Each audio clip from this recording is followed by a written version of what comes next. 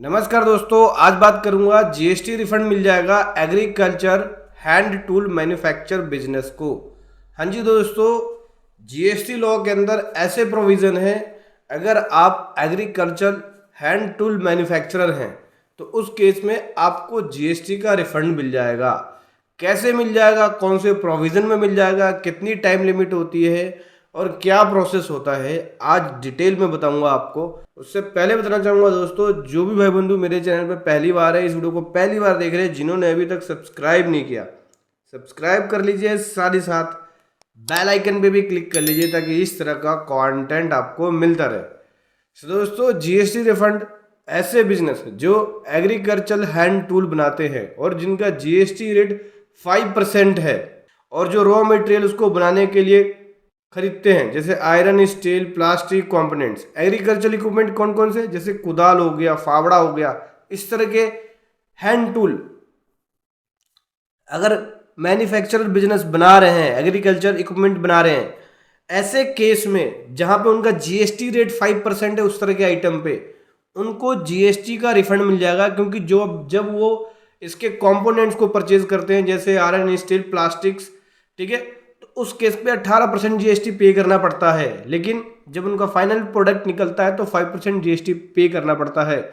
तो उस केस में उनके पास यहाँ पे 13% का एक्यूमुलेशन आता है। ऐसे बिजनेस जीएसटी रिफंड क्लेम कर सकते हैं। सेक्शन 54 सबसेक्शन 3 के अंदर उनको सीजीएसटी एक्ट के अकॉर्डिंग जीएसटी रिफंड मिल जाता है।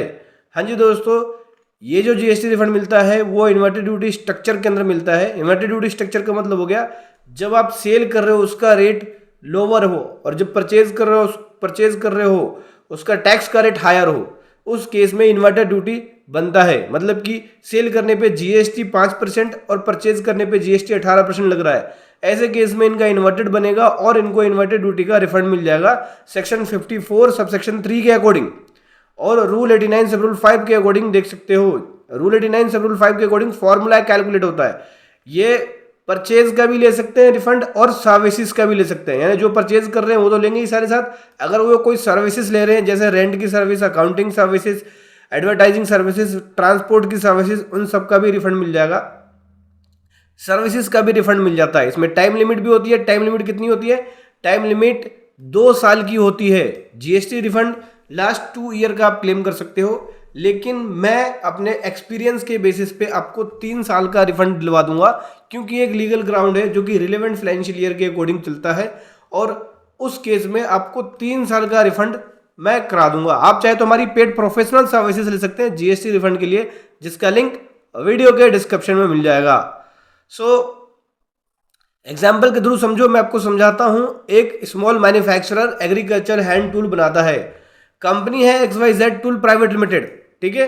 ये हैंड टूल बना रही है, एग्रीकल्चर हैंड टूल है और इस पे इसका जीएसटी रेट 5% है। जब वो सेल कर रहा है आइटम अपने फिनिश गुड को 5%, लेकिन उसको बनाने में उसको 18% का जीएसटी पे करना पड़ता है, तो उसको जीएसटी रिफंड मिल जाएगा। जैसे कि इस एग्जाम्पल के थ्रू समझो, उसने जो सेल किया पूरे साल में 10 लाख रुपए का सेल किया, 5% जीएसटी पे किया। परचेज किया उसने 6 लाख रुपए, 18% जीएसटी पे किया। तो आईटीसी परचेज के ऊपर कितना बना? 6 लाख का 18% यानी 1,08,000 रुपए। तो इसका जो जीएसटी पेबल है वो परचेज सेल के ऊपर कितना बना? 10 लाख की सेल थी, 5% यानी 50,000 रुपए, यानी 50,000 रुपए का जीएसटी पेबल बना और आईटीसी मेरे को मिला 1,08,000 रुपए। इसका मतलब क्या हुआ कि यहाँ पे रिफंड का कैलकुलेशन होगा, रिफंड के कैलकुलेशन के अकॉर्डिंग मिलता है। तो यहाँ पे तो 58,000 रुपए रिफंड बन रहा है। हालांकि डायरेक्टली आप ये भी कर सकते हो, इसमें से लेस करके ये बनाओगे तो 58 ही बनेगा। लेकिन बिजनेस के अंदर आपकी अलग अलग तरह की सेल भी होती है, नॉन इन्वर्टेड सेल भी होती है, एग्जाम सेल भी होती है, एक्सपोर्ट सेल भी होती है। तो उस केस में कैलकुलेशन बदल जाता है और उस केस में रिफंड के कैलकुलेशन के अकॉर्डिंग चलेगा, ठीक है। रूल 89 रूल 5 के अकॉर्डिंग रिफंड की कैलकुलेशन होती है। इसमें बात करें डॉक्यूमेंट्स की, तो डॉक्यूमेंट क्या क्या रिक्वायर्ड होता है? डॉक्यूमेंट इसके अंदर सीए आपके एग्जामिनेशन करता है रिफंड को, उसमें सर्टिफिकेशन इशू करेगा, ठीक है। बिना सीए के आप रिफंड क्लेम नहीं कर सकते, ठीक है। तो आप किसी प्रोफेशनल से ही काम कराएं। इसके अंदर आपके परचेज बिल, सेल बिल की चेकिंग होती है, बिजनेस प्रीमिसेस की चेकिंग होती है, कि वेरिफिकेशन होने के बाद रिफंड देते हैं। 60 डेज का प्रोसेस होता है जो गवर्नमेंट टाइमलाइन होता है। लेकिन अगर आप हमसे सर्विसेज लेते हैं तो हम 30 डेज के अंदर करा देते हैं और ये रिफंड सीधा आपके बैंक अकाउंट में आएगा। इसके अंदर ऑफिसर, देखो ये खुद से आप कर नहीं सकते हो, इसके अंदर ऑफिसर ऑब्जेक्शंस भी लगाते हैं, फिजिकल वेरिफिकेशंस होता है, तो ये सारी वर्किंग होती है, तभी आपको जाके रिफंड मिलता है। इसमें आपकी जीएसटी रिटर्न की स्क्रूटनी भी होती है, जो आपने रिटर्न फाइल करी है GSTR 1, GSTR 3B, प्रॉपर तरीके से जीएसटी लॉ के अकॉर्डिंग आपने सारे प्रोविजन को फॉलो किया है कि नहीं किया है।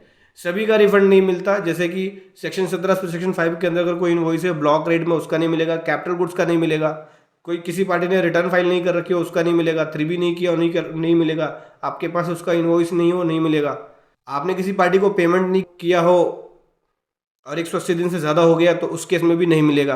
तो बहुत सारी वर्किंग होती है रिफंड के अंदर। तो इस प्रकार से एग्रीकल्चर मैन्युफैक्चरर बिजनेस जो हैंड टूल बनाते हैं, agriculture hand tools, GST refund claim कर सकते हैं। वीडियो कैसे लगी जरूर बताएं। Thank you so much. जय हिंद, वंदे मातरम।